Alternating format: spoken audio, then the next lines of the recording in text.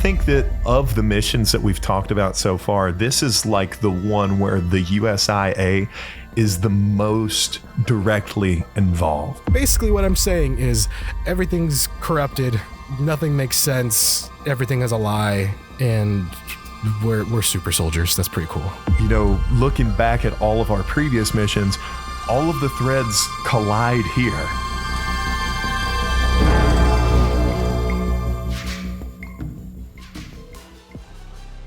How's it going, everybody? My name's Isaac, and this is Shayne. Hello, hello. And welcome back to yet another episode of Down the Rabbit Hole, the show where we go level by level and Ready or Not, talking about all the weird little stuff that you might miss in your first playthrough. In today's episode, we're going to be investigating the mission 3-Letter Triad and the Elysian Hotel, an old abandoned resort that now seems to be the hub for something much more nefarious. So, Shayne, without further ado, tell us what we're doing here.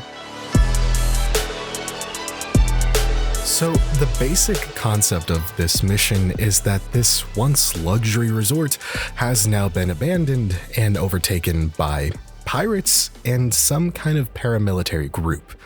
The main players here are Los Navegantes del Caos, a coastal pirate/trafficking group, and Black Sentinel, a shady paramilitary group with, as we'll learn, ties to the USIA. First, we have Aiden Hunter. He is ex-Army who was questionably discharged and joined the USIA with most of his career covered in black ink before he just joined Black Sentinel out of nowhere. And next we have Derek Archer, who was once SAS, but was questionably discharged, like Aiden Hunter, and joined Black Sentinel. And following them we have the other pirates, but they don't really matter, because right now we want to talk about the USIA, because this map kind of ties together a lot of the threads that we've been talking about these past two missions. Well, I shouldn't say ties together. I will say makes things a hell of a lot more complicated. Oh, for sure, man. I think that of the missions that we've talked about so far, this is like the one where the USIA is the most directly involved, right? We essentially start out by getting this text message, or Judge receives this text message rather, from an old friend within the USIA, or an old contact. They don't really seem to be on friendly terms, telling him about this situation that's going on. And if I'm not mistaken, that's the first real, tangible piece of evidence showing us Judge's connection with them. I mean, aside from that, you know, we'll talk about our connection with the previous missions later in the episode, but I don't know, Shayne, correct me if I'm wrong. I really do feel like the USIA here, this is probably the first level where we're kind of directly working for them in a way. In prior missions, the only connection Judge and the USIA ever had was this Gamma 1 person. Now we know Raskin had a file that labeled Judge as Gamma 1, this sleeper agent implanted in the LSPD. Other than that, Gerard has mentioned that, you know, Judge has something to do with the USIA. He has some kind of connection, but this is direct conversation. Judge is talking to some unknown USIA agent. We don't know their name. It was blacked out in the text conversation and in the phone call we can listen to. But this is big, because before we always assumed that's like, oh, he's, again, just a sleeper agent, unknowing. But if he has direct contact with one, not only that, I believe they even mentioned something about, you know, we go way back. Do you remember what happened in Nevada? Right. And they don't clarify what happened in Nevada, but that suggests that, oh shit, they clearly have a history, and potentially a long history. Yeah, and that you mentioned an interesting point, and I just want to quickly touch on it before we, you know, go way off the rails here. But the concept of Judge working willingly with the USIA, and not just, you know, we kind of had the theory last episode where, oh, he might be doing this is against his will, he's a sleeper agent, none of this stuff aligns with, you know, what he really wants to do. But from this text conversation, it seems like he's not necessarily enthusiastic about working for him, but he is going along with what they're requesting him to do, right? So I don't know. That was just an interesting point I wanted to kind of hammer home. So with all that being said, we can talk about conspiracies later. The basic gist of the situation is some deal is going down between Black Sentinel and Los Navegantes del Caos, and the USIA wants us, Judge, D-Platoon, to go interfere. Arriving on scene, we can see this hotel was actually pretty nice. Like this place, well, actually, let me back up a little bit. Arriving on scene, we can choose many locations to arrive, as well as every map in the game. But this map in particular, my God, dude, depending on where you arrive, it's either D-Day or it's either blind firing around a corner. It is insane. This is one of the hardest maps in the game, at least to me personally. I don't know about you, Isaac. What was your experience first playing this mission? 100%, man. I totally agree. One of my favorite memes I see on Reddit and stuff all the time is like storming the beaches of Normandy with the boys. And it's like people doing the beach infiltration on this map. But yeah, I mean, you and I ran it yesterday to kind of get prepared for today's episode. And it was bad. Yeah, it was such a bad time. It's just, you know, the especially the beach infiltration where you come in on the kind of rubber dinghy or the boat, and you're getting shot from everywhere, and you're wide right out in the open. So it is a really cool map if you can get to the actual map part of it, right? Exactly. The complex itself is this like winding maze of all these half-finished corridors and all these half-constructed rooms and stuff. And the kind of dynamic of having this pirate group, these guys walking around with like cargo shorts or soccer jerseys on, and then you bump into the Black Sentinel, which is these guys completely kitted out. They've got body armor, very advanced weapons compared to the pirates and stuff. Right. I found that really cool. But in terms of difficulty, dude, my gosh, it's a bad time. It's if you're new to the game, I wouldn't recommend this be like one of the first levels you play, right? Because you were going to get killed multiple times for sure. Yeah, you need a squad, like a fully kitted out squad just to run up there. Like, I think the runs you and I did, we were like, okay, let's go to the left, let's go to the right, and both ways were bad. Yeah. Like went to the left, rounded a corner, got shot, went to the right, got pinned down behind a statue, was like, oh my God, what's going on? Because the way the architecture, in fact, we can learn about this and like there's like little blurbs about the designing of the building and around the map, but the way the architect wanted to design the building was having it very open air, lots of rooms for like the sea air to come in and it's just open and flowy. That's cool in theory, but in a shootout it sucks. There's bullets from everywhere and you can't pin down where it's coming from. But again, with that being said, I love this map just for how difficult it is. The architect, I really appreciate you bringing that up. With architecture, because it's, some buildings that you'll bump into in this game feel like they're designed to like defend, right? The first one that comes to mind are kind of the hallways in Ides of March, where they kind of have these columns up where it's like, oh, I can take cover behind these. I'm not just standing wide out in the open getting shot from everywhere. Right. This does not have those. This is like, you're talking about home field advantage for the enemies. Yeah. Because you go in and they've got the best position on you. And man, it's such a, I hate saying it's such a bad time, but you and I got killed over and over and over again. And it was just, my God. You really have to kind of have your A game. You have to have your war face on when you're going into this level. Dude, more than that, we need our boys at GLID to come show us how to do it, because shit. Like, how do you do this? It's so hard. But anyway, all the difficulties aside, another really cool aspect about this map is actually, again, speaking on the building and the lore of it all, we can discover that this whole thing is in ruin because basically an investor pulled out because of corruption or betrayal, and the person who was left couldn't afford to finish it and went into bankruptcy. And so it's kind of sad, to be honest, because it would have been a really nice luxury hotel, but it just couldn't afford to be completed. And thus it became this hollow shell. Right. And to even make it worse is the 23 statues scattered all throughout the map. These bronze guardians or whatever they're called, they're creepy. Yeah, no, I mean, about not knowing where anybody is. There's so many different places to peek out. You see these statues standing there. It's like, oh shit! Oh no, it's just a statue. But God, that's another angle to this map that really throws you off. 100%.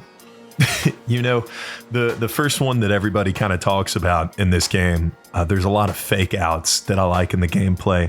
The first one I think that gets everybody is that cardboard cutout at the gas station map.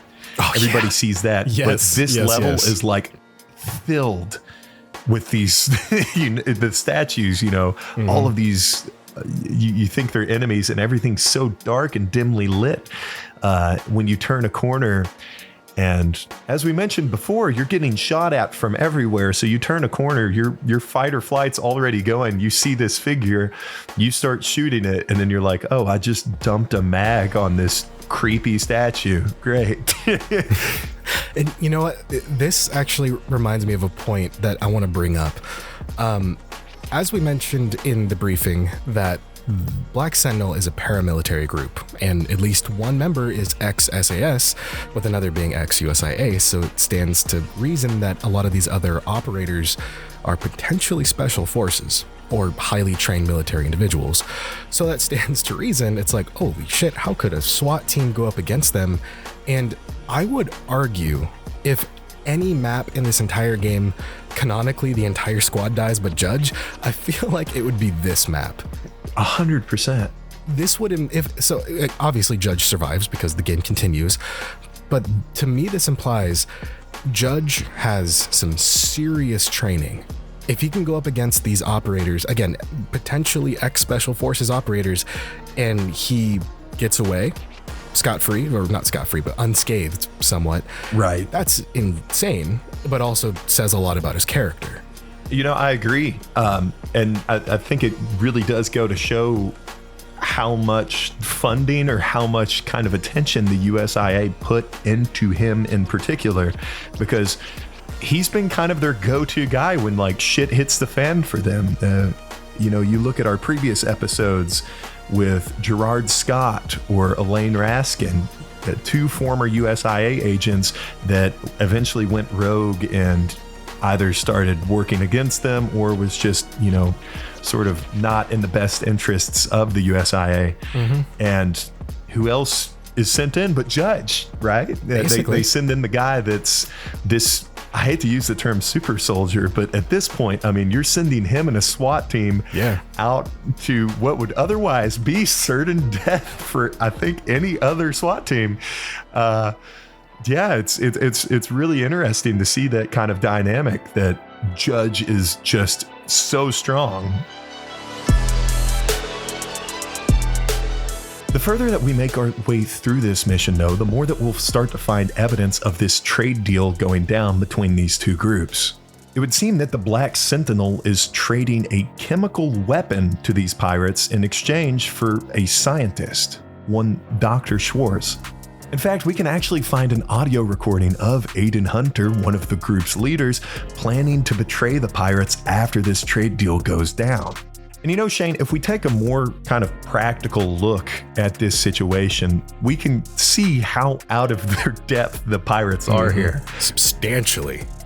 Yeah, right. I mentioned before how the pirates, you see them walking around. Some of the guys are wearing just shorts and flip-flops. And then you look at the Black Sentinel, and these guys look like special forces, these super scary soldiers. And it's obvious to us what's about to happen here, right? This trade's going to go down and the pirates are going to get wiped out. And it seems like we've at least for now, interrupted that from happening. We've prevented the pirates from getting killed by these guys. But it kind of does lead to some other questions, right? Like, is this chemical weapon real? What would the pirates be using with a chemical weapon, right? A ton of different sort of questions roll around in our head after we see this. But I think the most important is, who is this scientist and why do the Black Sentinel want him? Now, while this may seem like the end of the story for this mission, there is actually one final piece that is tucked away. So if you go to the bathrooms, you will find this spot marked with a bunch of red spray paint, and if you place some C2 there and equip your wand, you can blow up a hole through the wall and look over and see a secret MLO meeting room. In this room, you see those strange statues we've seen all around, but their heads are replaced with the Mariposa lily. And in fact, we can find an actual painting of the Mariposa lily elsewhere on this map. So clearly, the MLO are involved somehow, some way in this operation, and I personally believe that this also kind of confirms that maybe the Black Sentinel is somewhat of an arm of the MLO. They're some way connected to them, because again, we know at least some members are ex-USIA, and it would stand to reason if the MLO are anti-USIA, they would want this special location to hold their meetings or something like that. But speaking of all this USIA conspiracy thing, we now learn from the evidence that Dr. Schwarz is actually a USIA operative of some kind. He worked for the USIA. He has an expired USIA ID. We also have a map/logbook for Los Navegantes del Caos's coastal operations. And finally, we have a fake serum vial. Now, I don't know if this implies that the trade was not real, like the Black Sentinel was trading with the pirates just a fake vial, or they were trading them like a fake cure to another chemical weapon they have. I don't know, but clearly we know this whole operation was the pirates were never going to either get away or have any sort of victory, because they're way out of their league. I think it is really an interesting circumstance, though, how this got set up in the first place. Because, you mentioned the pirates are super out of their depth here. Like, they are fucking around with the big boys in this situation when they really don't need to be. Mm-hmm. And the fact that they somehow managed to get their hands on a USIA scientist, or at least a former USIA scientist, is beyond me. Like, I would love to know how a group like that, like this ragtag group of pirates, managed to I guess kidnap this guy and then facilitate this deal happening. That's just so strange to me. There's some further plot threads that definitely need some answers. And in particular, on one of the recordings from Aiden Hunter, we can also learn that Gerard was mentioned by name. So as what Aiden Hunter basically says is that him and Gerard are the only two with the right knowledge to understand something, and they say that now that Scott's gone, Dr. Schwarz will fill in his place. So that just that makes the story even more complicated, because first of all, how was Schwarz captured, but also what is he gonna do for Black Sentinel, aka the MLO? And what did Gerard have to do with them? And it's let's theorize now. Isaac, here, you can take it first. What are you thinking? So, just so we hammer it home, just in case, anybody missed it, because I do feel like this episode, this is like all of the conspiracy threads are finally heading to that one pinpoint on the bulletin board. So it's a little hectic, and I'm just trying to make sure we've got our story straight here. My personal theory is that, yes, the Black Sentinel are the MLO, or at least the kind of test subjects of the MLO, because we hear that, all of these super successful people were part of this program, but naturally we see that that's also being applied to these kind of special ops people, like with Judge, right? So I think that these soldiers essentially kind of broke their programming or, saw what was going on within the USIA, and they were like, hey, we don't want to be a part of this anymore. And they went out to do their own thing. And now the USIA is wanting to take care of them, right? They don't want any loose ends. And that's why I think we're being sent out there. Now, sorry.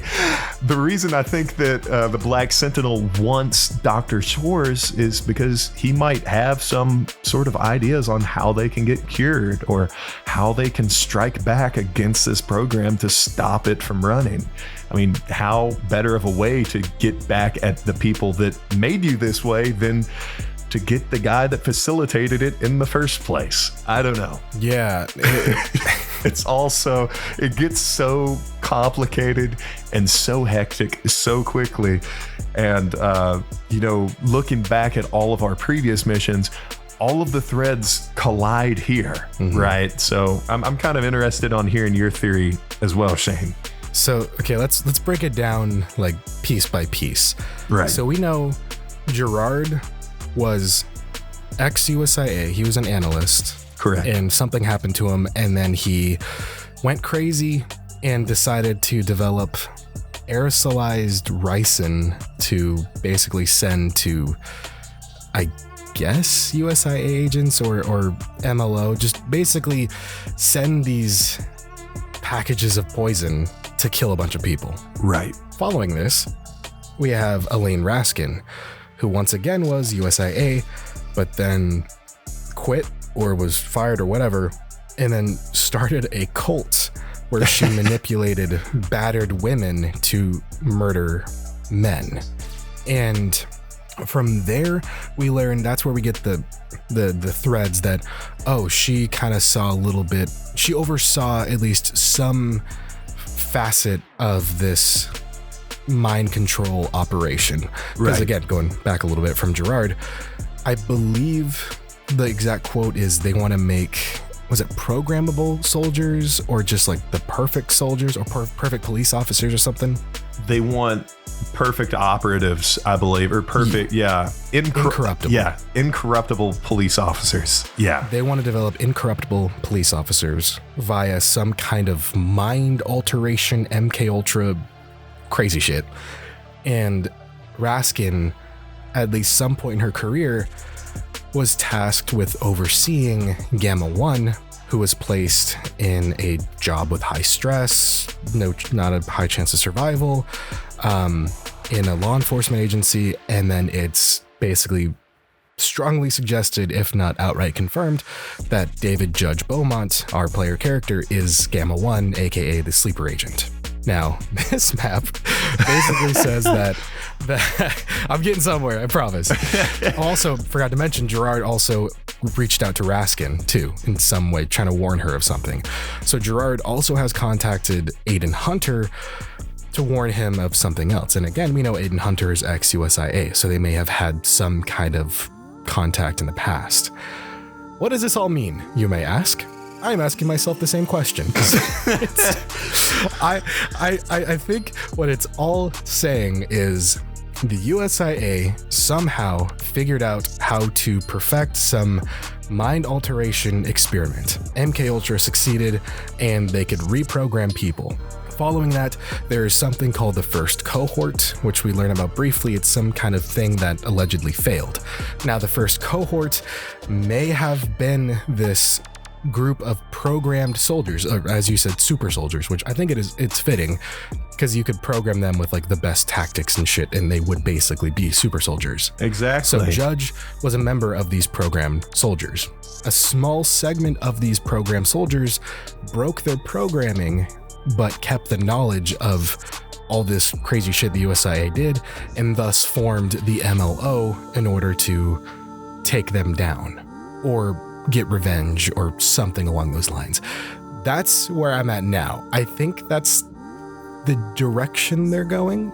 It makes sense because we know there's operatives in places of power. As we learned at Gerard's, there's people who are brainwashed that are in places of power, whether it's politicians, whatever. Right. Yeah. And again, I theorized that the politician from the, what's his name? Cornelius Fremont. Yeah. Yeah. In the past, yeah. And there's too many names to think of right now. In the past, I theorized that Cornelius Fremont may have been one of these sleeper agents that the USIA was trying to put into a position of power so they could change things for whatever means. Basically, what I'm saying is everything's corrupted. Nothing makes sense. Everything is a lie. And we're super soldiers. That's pretty cool.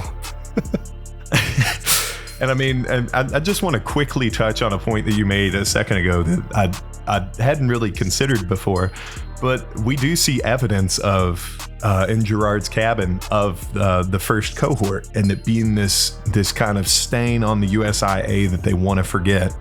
And the idea that first cohort might be the Black Sentinel, this group that is like actively fighting against them, makes a lot of sense, right? And who's to say that the Black Sentinel is this new group? They could have been around for a while. I mean, they've got contacts with Gerard Scott and potentially Elaine Raskin. So who knows? I mean, they may have been around longer than we really anticipated. Something that I want to bring up really quick is that in the mission that we talked about last episode, Elaine mentions an event taking place at a dam. And in my opinion, it's strongly suggested that it's some sort of terrorist attack. Like these people went and assaulted a dam and did all this, these horrible things. And I'm starting to think that might have been the Black Sentinel trying to fight back against the MLOs, or fight back against the USIA somehow. Sorry. That's kind of the vibe that's starting to give me. My gosh, I can't even speak anymore. Going crazy, man. Pepe Sylvia.